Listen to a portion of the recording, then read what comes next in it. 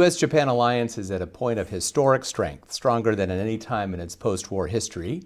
And next week, the Secretaries of Defense and State will be meeting with their Japanese counterparts for a 2+2 meeting in Tokyo, where they will announce important new steps toward building a more integrated U.S.-Japan alliance. How did we get here, and what lies ahead? Welcome to our discussion today of the U.S.-Japan alliance's past and future. I'm Chris Johnstone, Senior Advisor and Japan Chair here at the Center of Strategic and International Studies. And I'm joined today by Dr. Sheila Smith, the John E. Merow Senior Fellow for Asia Pacific Studies at the Council on Foreign Relations. Welcome, Sheila. Glad to have you here. Thank you for having me.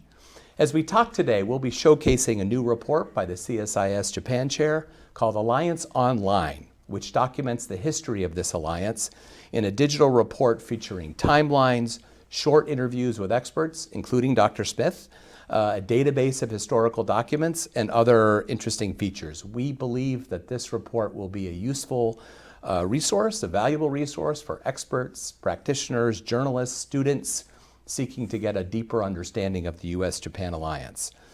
As Japan has embarked over the last few years on a historic defense buildup, announced in its national security and defense strategies in late 2022, the relationship has moved in the direction of a true defense partnership, really for the first time, although of course there are still constraints on some of Japan's defense policies. Among other announcements next week at the 2+2, the Allies will confirm plans to move toward a more integrated, more operational command structure. We'll talk a little bit about that later in this event, which over time will enable much closer military cooperation.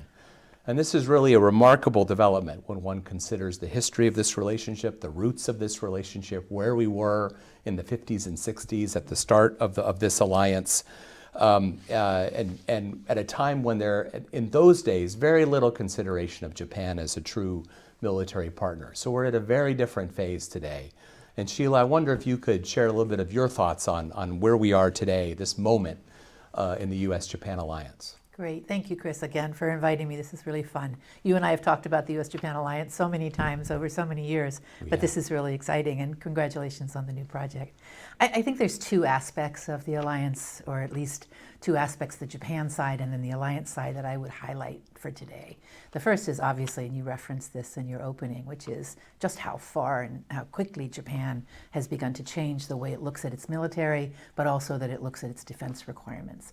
So Abe Shinzo, as Prime Minister a decade ago, began the difficult and politically controversial process of reinterpreting the Constitution, Article 9, to allow for collective self-defense. And that's a language, of course, that only the Japanese use, but it means that the self-defense forces can act in concert with other militaries. He then went on to pass legislation that would support this, and there were people, tens of thousands of people were in the streets. So it was very controversial.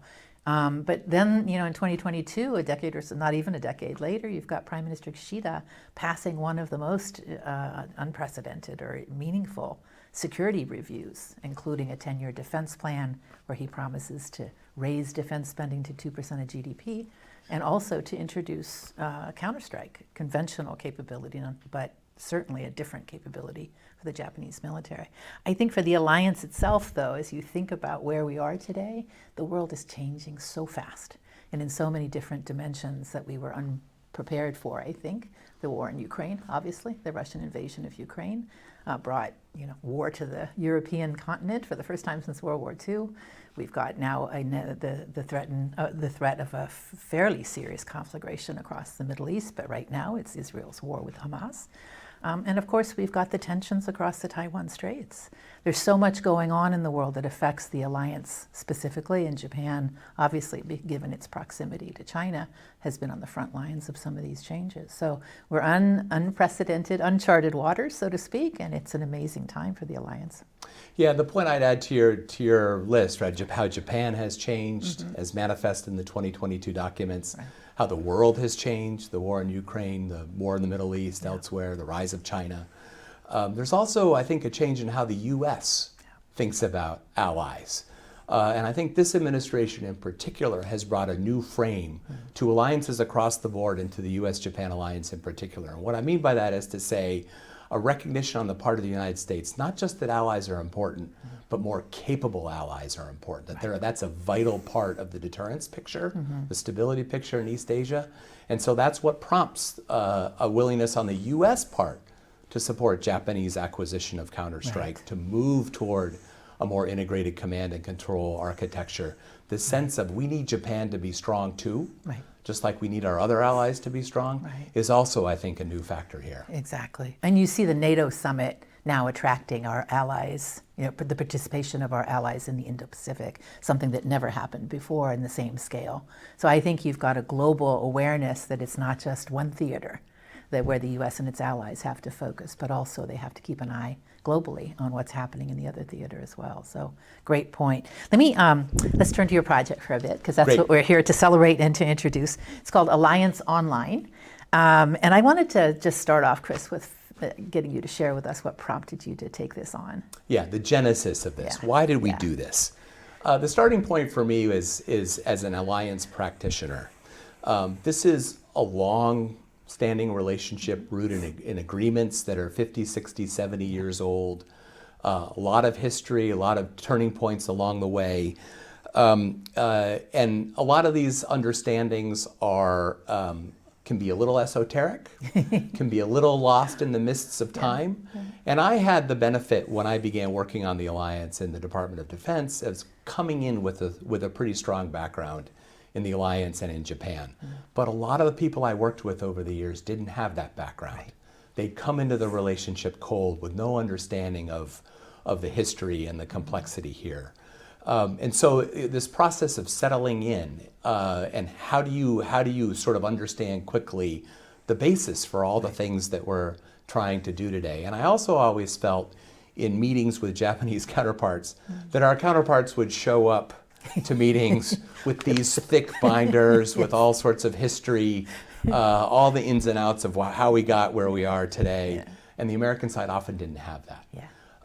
And so at one point, one of my colleagues assembled in hard copy form a collection of key documents in the alliance. This, I would like to think, is a more comprehensive approach to that problem, to try to put in one place a compilation of the history, timelines, a database of key documents that is easily searchable and usable. So the audience here is intended to be practitioners, people new to the alliance, students, experts, journalists.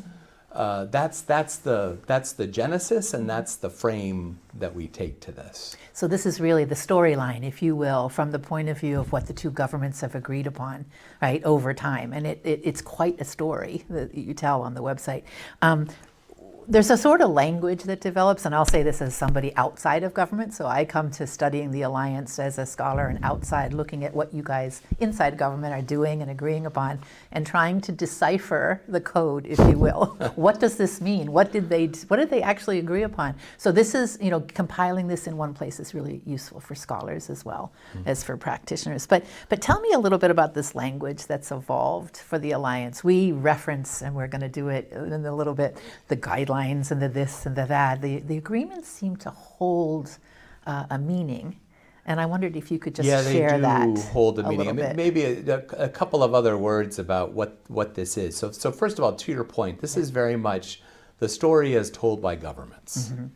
So these are government joint statements, agreements, minutes that are bilateral in nature. So they tell the story from a bilateral lens and from a government lens. There are, of course, other lenses that you can use in telling the story of this relationship. And Sheila, you've used different lenses in your own research and writing over the years. So I do think it's important to be clear about what is the frame that we bring to this. But yes, these joint statements that are released that can be mind-numbingly boring sometimes from the outside do put down markers about shared understandings about the strategic environment, about things that we're going to attempt to do together, the limits of those things, very carefully negotiated, painfully in some cases. But what's been interesting to me looking back at some of these statements over time, like if you go back to the 60s and 70s, for example, the word alliance It's not there. doesn't appear Right. in these documents. And you know well why that is. You couldn't use that word in the Japanese domestic political context, but it's really not until the 1980s that we begin to talk about the alliance. And it's really not until the 1990s that we really begin to beat that drum. Right. And now, of course, alliance, partnership, the global nature of our cooperation, all these things that are sort of baked in and a common part of our lexicon really were not all that long ago. And it's my hope, at least, that by looking at these, what did the Nixon administration have to say about this relationship, you begin to see this evolution in thinking about the role of the alliance and why it's important for the United States and for us collectively. So, just a little footnote to what you were saying here. I think, for your listeners or people who are watching us today, we know this, but it's important to just say it out loud that each of our American alliances, they're not the same. They're not configured the same way.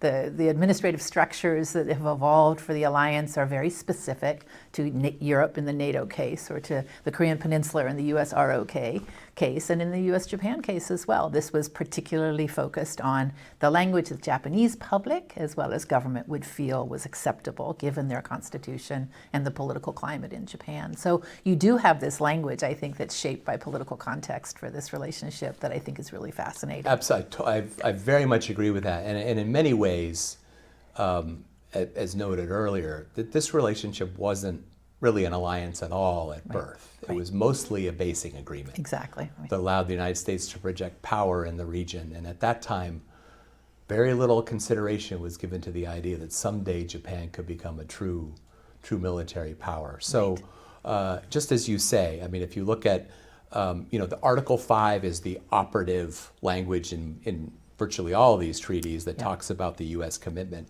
It's a little different for Japan, from Korea, from the Philippines, from NATO. And the scope of the treaty, the terms of the treaty, the role of the partner, all different and rooted in their own particular context at the time. And again, the Constitution, I think this is important for our contemporary debate here, political debate about allies in the United States. That doesn't mean to say the U.S. and Japanese forces haven't developed a working relationship with each other, or that Japan hasn't contributed significantly to strategic aims that support the United States in the region. So let's talk, can we dig into the documents? Because the documents will help us explore this over time. I was thinking the U.S. Japan Defense Cooperation Guidelines, because that goes to the heart and soul of this military-to-military relationship. There are three sets, 1978, 1995, and then 2015, which you yourself participated in reviewing and rewriting. Is that correct? That's right. Yeah. That's right. So why don't we pull up the website here and begin to show a little bit of the functionality. Okay. And we can pull up these three documents in particular. So as I said at the outset, this resource has divides the history of the alliance into 5 eras, beginning with the original strategic bargain, the Cold War era, the immediate post-Cold War period, the 9/11 era, and then the period that began with Prime Minister Abe's second run. And central to the website is this database, the U.S. Japan Alliance database. And what we can do here is click on that and show what we can pull up here. And again, as you can see, we've got at the top, we've got the 5 different eras where documents are compiled and fully searchable. So as Sheila suggested, let's pull up separately the 3 sets of defense guidelines. Which are agreements in your categorization, right? They're not separate type. They're not that categorization is not the title of your documents, right? But what they're seen as from the two governments' perspective. These are bilateral agreements, right? Right. So the first guidelines that were adopted in 1978, and this was really the first time in the alliance context that roles and missions of U.S. forces and Japanese forces were defined in some way for how we would actually cooperate in the event of a contingency. Yeah. And at this time, sort of the scope of the guidelines was pretty limited. It was focused on the defense of Japan if Japan is attacked. Right. But it was the first time we attempted to set out how we would cooperate. Yeah. Right, Sheila? And the interesting thing about it is that this was at the request of the Japanese government.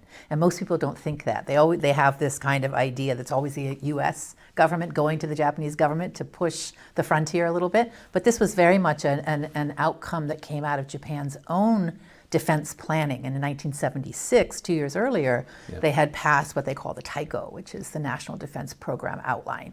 They didn't even call it a defense plan. They called it an outline at the time. But this was a major reform for the Japanese government to publicly publish the premises and assumptions of their defense planning goals, right? And so after that was done, and there was political consensus around that, controversial at times, but there was political consensus around that, then the head of the defense agency at the time, Sakata Michita, reached out to say, but we kind of need to know what the Americans are planning on when it comes to our defense, so we should have a bilateral conversation about that. And there you have it. The guidelines. Yeah, so why don't we pull up just very quickly, show what so this is the 1978 guidelines that you can scroll through and have a look at exactly all of what Sheila talked about. Then the second set of guidelines. Can I point out just a footnote, because this is helpful for people who are not Japan hands. When you're looking at this, if you'll see the premises of studies and consultations, I don't know if we can scroll up just a little bit. There you go. There's two premises, right?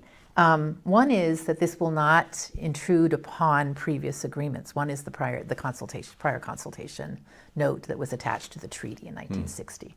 And that is the U.S. government promises to consult with the government of Japan should they make any major changes in U.S. military forces there on Japanese territory. But you also see the three non-nuclear principles, right? This is not going to be subject, the U.S. Japan conversation, is not going to touch upon that very important domestic principle. So this is what you see, that these conclusions, this conversation then will be approved by the two governments after the study is done. So very careful language on keeping it a limited consultative process. Yeah, right? It says setting the parameters for what this document sets Exactly, out. yeah. Yeah, that's great. Well, let's check out of this one and go back to the list, and we'll pull up the 1997 guidelines. This was sort of, almost 20 years later, really more in response to a U.S. request. So this is just a couple of years after the North Korean nuclear crisis in the mid-1990s, Right. where for the first time we began to focus on how would we, the United States, need to be prepared to respond to a North Korean crisis. Right. And what role would we, the United States, need Japan to play in such a crisis? And so this document, for the first time, again, bilaterally negotiated, sets out Japan's role in a, quote, to use the language of the day, a situation in areas surrounding Japan, a regional contingency in which Japan's security could be implicated, and Japan would play some role. Now, in those days, still a very prescribed role, a rear area role. Yeah, looks at the premises and can we scoot up to see the premises and principles again? You've got more of them this time, right? And it's, Japan will conduct, it's number 2, of course, they're referencing the treaty, and the number 2 is Japan will conduct it within the limitations of its constitution. At this point, we don't have an interpretation that allows for collective self-defense. In other words, for the Japanese to work with our military on anything but the defense of Japan. But you see the reference to the UN Charter, which of course has real importance for a Korean contingency, right? The UN's role on the Korean Peninsula is paramount. And so that reference was really, really important at the time. Yeah. So the points here with these guidelines, right? One, the sort of the geographic construct of Japan's role in a regional contingency. The idea of rear area support, which was where Japanese military operations would be focused in the event of a contingency. And then the other innovation at that time was the establishment of a whole of government to government, whole of government mechanism for coordinating our responses in a crisis, which at that time was called the bilateral consultative mechanism. Yes, I forgot about that. We forgot about that, right? This is more probably esoteric. Didn't really know much about it, but anyway, was it used? And we'll get to this when we get to the 2015 guidelines, but it had to be activated. Right. And this became later an issue, because what are the circumstances under which it's activated? How is it activated? Yeah.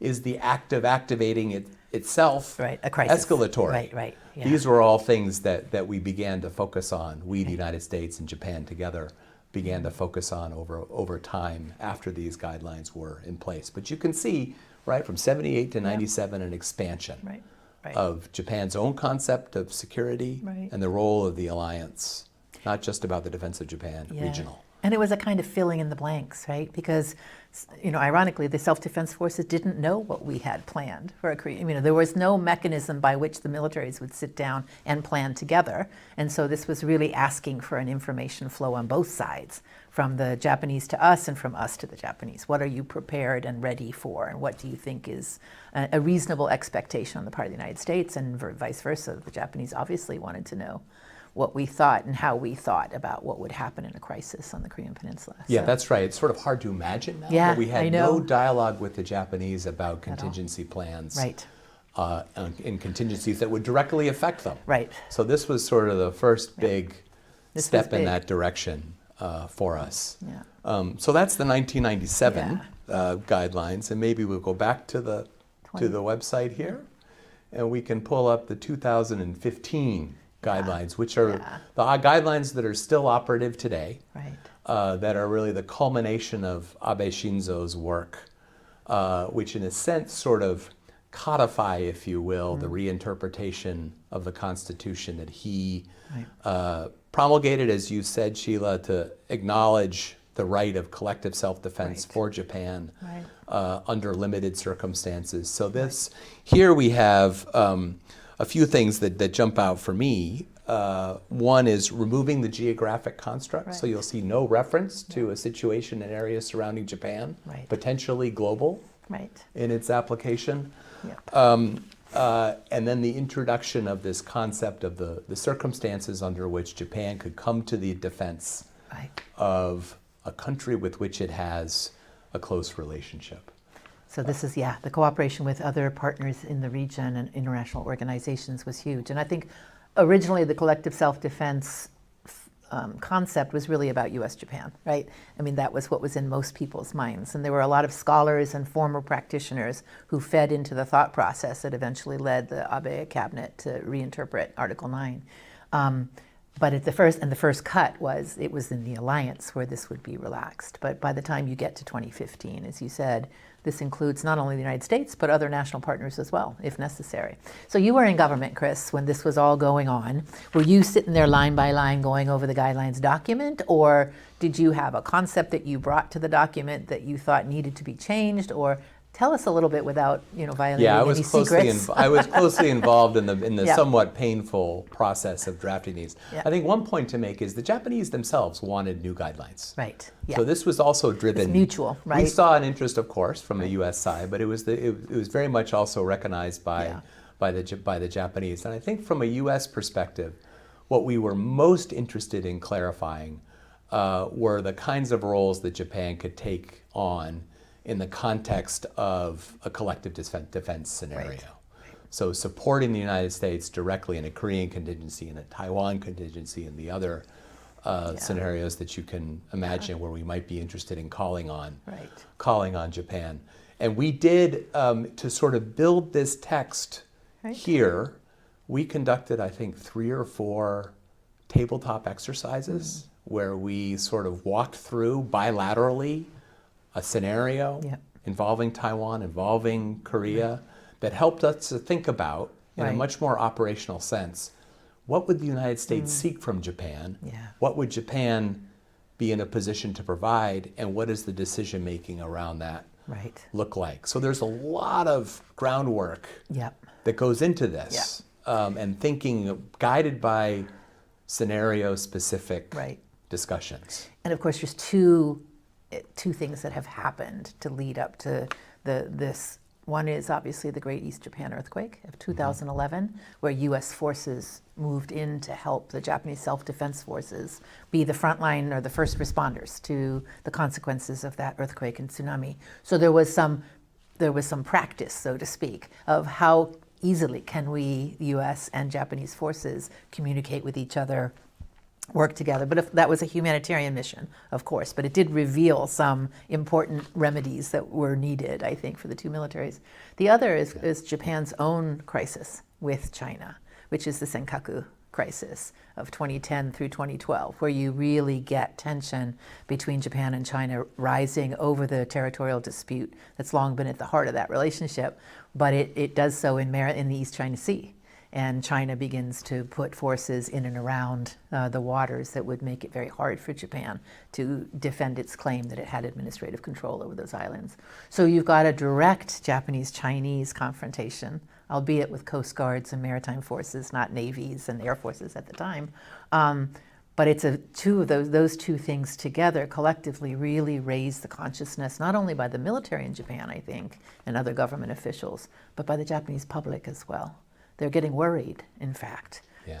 Can this relationship actually work? Will it work effectively in a crisis? And I think that backdrop really was important for the government as it sought to change some really fundamental parts of the way the two militaries operate. I think those are really important points, Sheila. Certainly if you look at public opinion polls in Japan, you see a really steady worsening of views toward China beginning in the early 2010s. Right.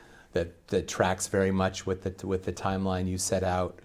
And then I think, on the other side, I do think that the Operation Tomodachi in the wake of the tsunami in 2011, that had a transformational impact on Japanese public views of the value of the alliance to Japan itself. Right. In the years before that, right? It was a difficult period in the alliance where there was questioning of, do we need this relationship? Yeah, and at what cost? And of course, we've talked about this before in other venues, but of course the situation in Okinawa, the concentration of forces in Okinawa had been a really difficult issue for the two governments to manage, but also for the people of Okinawa to manage as well. Yeah. So this was coming on the heels of a lot of realization that things needed to change and be better, to be streamlined, but also to be more ready in case there was actually a crisis in which the two militaries and the two governments had to act in sync. So it's a very important threshold there. Right. So I think we can step out of this document now and go back to the main page. I think so. This is just what the guidelines. I think are just these three iterations of the guidelines. I think very nicely trace the deepening of the relationship. The expanding sense in Japan of its own security sense, its space, and I think all easily sort of accessible here. There are other issues you can trace through this, including you referenced Okinawa, the sort of the evolution of agreements related to the U.S. military presence in Japan, and the iterations of that over time. Again, host nation support would be another one, support. Right? This idea that Japan will contribute to the basing costs of U.S. forces in Japan, something that's still in the headlines today, right? That's right. And very important, I think, for Americans in particular to understand just how much the Japanese taxpayer pays for the forward deployment of U.S. forces. And I think a lot of Americans just don't know that. I mean, it's one of those very important agreements that you worked out, you and others have worked out, but that don't necessarily get lots of public attention. And that too, I think, is an example. This example of host nation support is an example of an area in which those agreements are rooted in a time when the U.S. and Japan had a particular military relationship. Japan wasn't quite as important as a defense partner, and now that's changing. And so I suspect that will also drive change in how we approach those agreements going forward. So the guidelines in terms of our military-to-military relationship and that evolution, the guidelines also are an important backdrop to what's going on today. And you've been doing some work on command and control issues and speaking out quite a bit and writing about this quite a bit. Where are we today in terms of our two militaries' ability to effectively operate together? Yeah, so the 2015 guidelines sort of set out where we are today, but we are sort of entering new ground as a consequence of this decision to embark on the major buildup. And I think a couple of things in particular will change further the nature of our relationship. First is the Japanese decision to acquire long-range strike capability. Japan has never had this capability.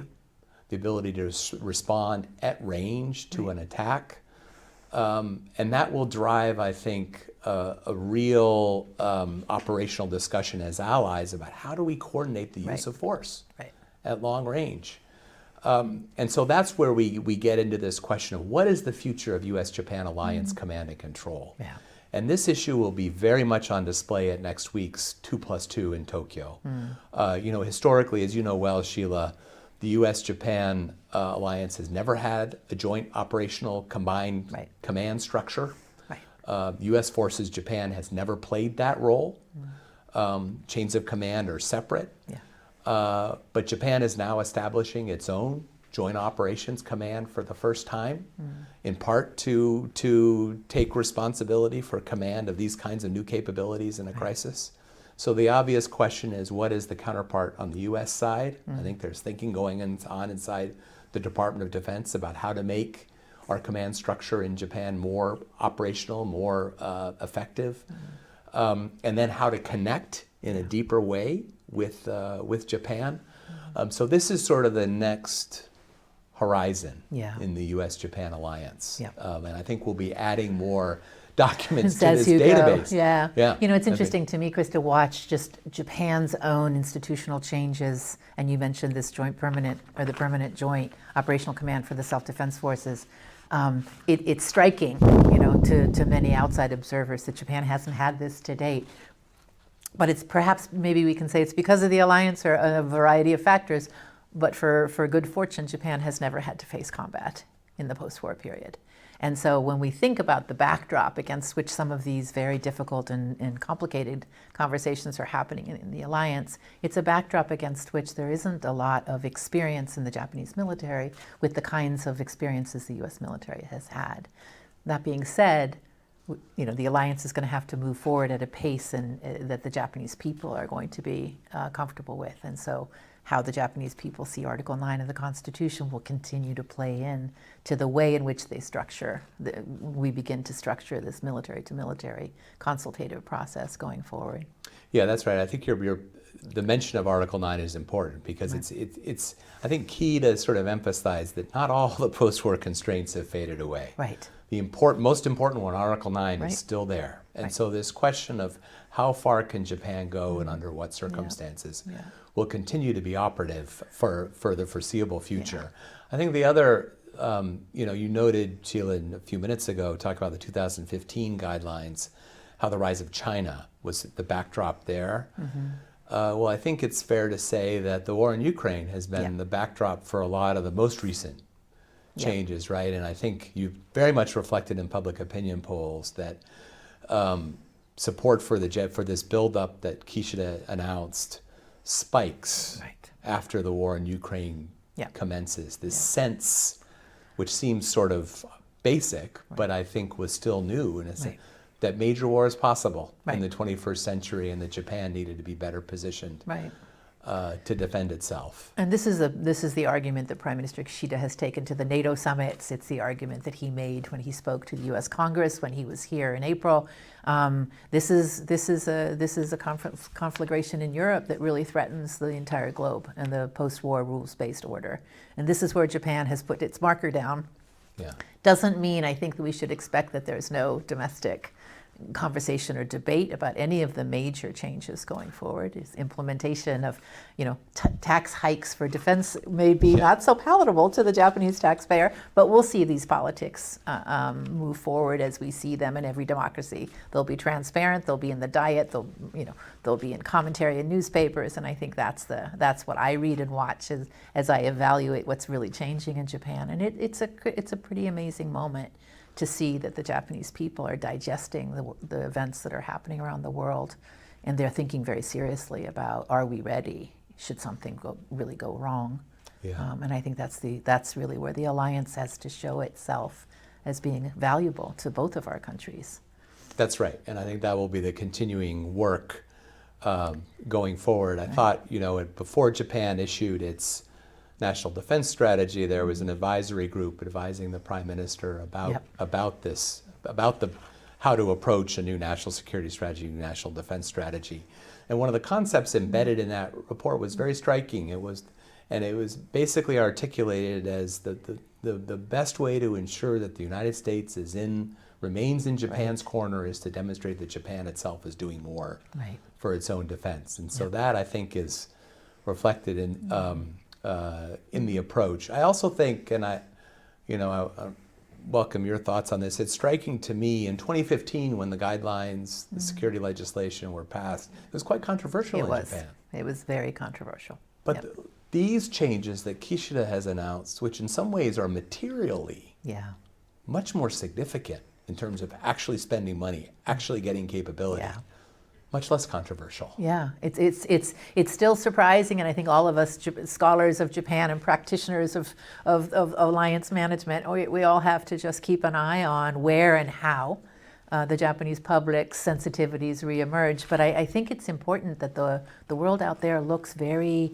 unreliable in a lot of ways to many Japanese, and particularly our commitment to the alliance is something that I don't know if you get this when you go to Tokyo, you get questioned on all the time. Is the United States still committed to its alliances? Is the United States still committed to its relationship with us?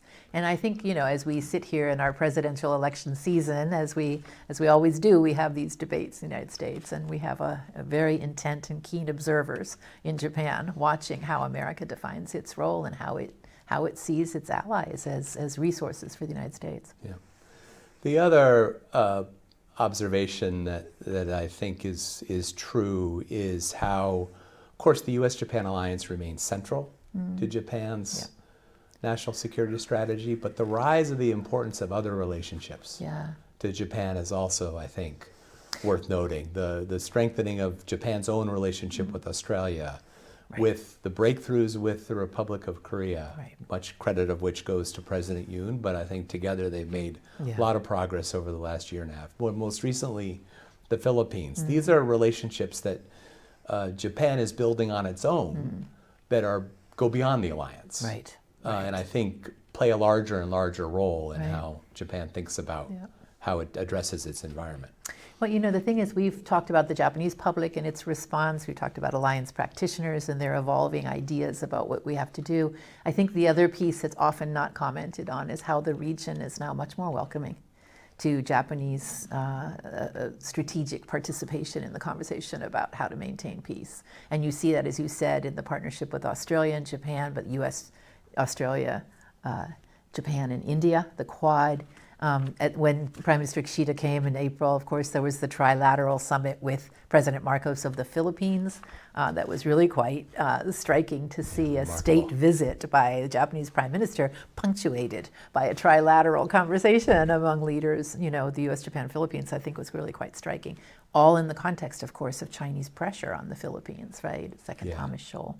So I do think that we're seeing this regional, not evenly distributed, I'm sure, embrace of the Japanese willingness to play a larger role in the diplomacy, I think is really a critical piece of what we're witnessing today as well.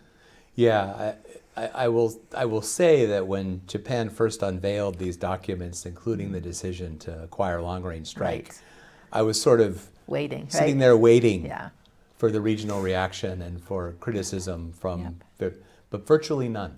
Virtually none. So I think it does sort of speak to the acceptance of a different role for Japan, different role for the U.S. Japan alliance, and the sort of the deeper sense of trust, at least among some parts of the region, for the role that the alliance plays. Yeah. So anything else about the online thing that we should know, those of us who are users? It's a fairly extensive Yeah, so I'd invite our database, audience to explore the features. Again, it's got, in addition to the documents database, timelines of key events in each of the eras that are identified, short interviews with key figures, including Dr. Smith, Sheila, but others for each of the periods and some other functionality. But again, my hope is that it will be a resource to students of the Alliance and even experts of the Alliance, a one-stop shop where you can go to obtain deeper background on this relationship. And I'm grateful for that, because it means I don't have to go finding the documents at different bureaucracies of the United States, or to dig out the Japanese version versus the English language version. So I think it's great. But if this couple of years says anything, Chris, you're going to have to be updating it really pretty quickly. I think there's a lot to be It will be updated, expanding. including after next week and the 2+2 Right. In Tokyo. So. Right. Sheila, thank you for joining us today. My thank you pleasure. to our online audience. And again, please check out Alliance Online. Thank you very much.